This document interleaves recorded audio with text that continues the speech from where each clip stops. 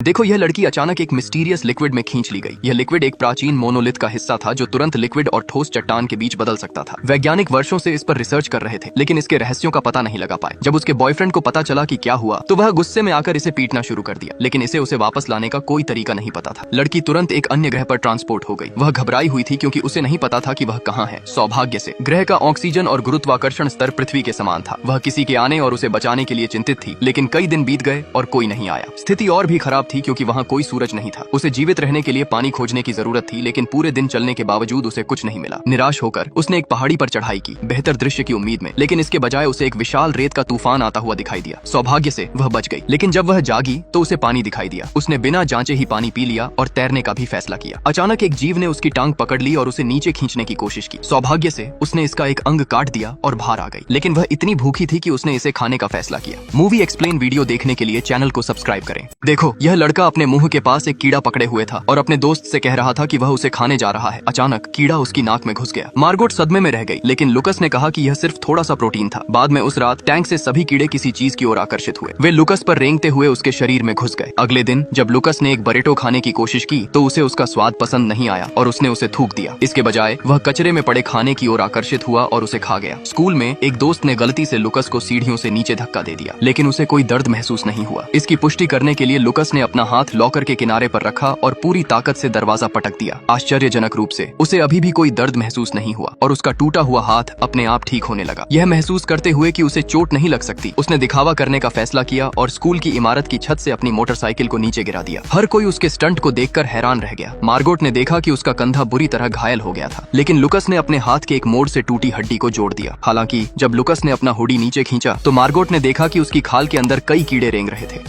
देखो, यह आदमी बिना किसी चिंता के अपनी कार शहर में चला रहा है, क्योंकि यह एक ज़ॉम्बी सर्वनाश के बाद जिंदा रहने वाला आखिरी आदमी है जिसने इसके पूरे शहर को तबाह कर दिया। यह आदमी वायरस से बच गया क्योंकि इसका शरीर वायरस से लड़ सकता है। इसका एकमात्र साथी इसका वफादार कुत्ता है। जब सूरज ढलने का टाइम होता है तो यह वापस अपने घर लौट जाता है और दरवाजे के बाहर शराब डालता है। फिर यह सभी दरवाजे और खिड़कियां कसकर बंद कर देता है, क्योंकि रात होते ही शहर ज़ॉम्बी से भर जाता है। इसने अपने शरीर को मेंटेन रखने के लिए डेली रूटीन बनाए है। यह हर सुबह कसरत करता है और अपने कुत्ते को भी फिट रखता है। इसके बाद यह खाने की तलाश में निकल जाता है। अपने नक्शे पर उन घरों को मार्क करता है जिन्हें इसने पहले ही खोज लिया है। 3 साल बाद भी इसने अन्य बचे हुए लोगों की तलाश करना कभी बंद नहीं किया है। हर दिन यह शहर के बंदरगाह पर जाता है, रेडियो के माध्यम से एक संदेश भेजता है और गोल्फ खेलते हुए इंतजार करता है। एक वैज्ञानिक होने के नाते इसने वायरस के इलाज पर रिसर्च करना कभी नहीं छोड़ा। इसने अपने बेसमेंट में लैब बनाई जहाँ कई संक्रमित चूहे थे। अपने खून का इस्तेमाल करके इसने अलग अलग सीरम बनाए और उन्हें इंजेक्ट किया, इस उम्मीद में कि कोई एक सीरम काम करेगा। और 390 सीरम बनाने के बाद इसने आखिरकार देखा कि उनमें से एक सीरम काम कर रहा था। देखो, इस लड़के ने अपना संतुलन खो दिया और चट्टान से गिर गया। उसके दोस्त जल्दी से उसे देखने के लिए दौड़े, लेकिन वे उसे कहीं नहीं देख पाए। उन्हें लगा कि वह मर चुका है, लेकिन अचानक उन्होंने उसकी आवाज सुनी तो बिना सोचे वे सभी घाटी में कूद गए और एक झील में उतर गए। जैसे ही वे तैर रहे थे उन्होंने कुछ अजीब देखा। उनके शरीर अलग अलग रंगों में चमक रहे थे।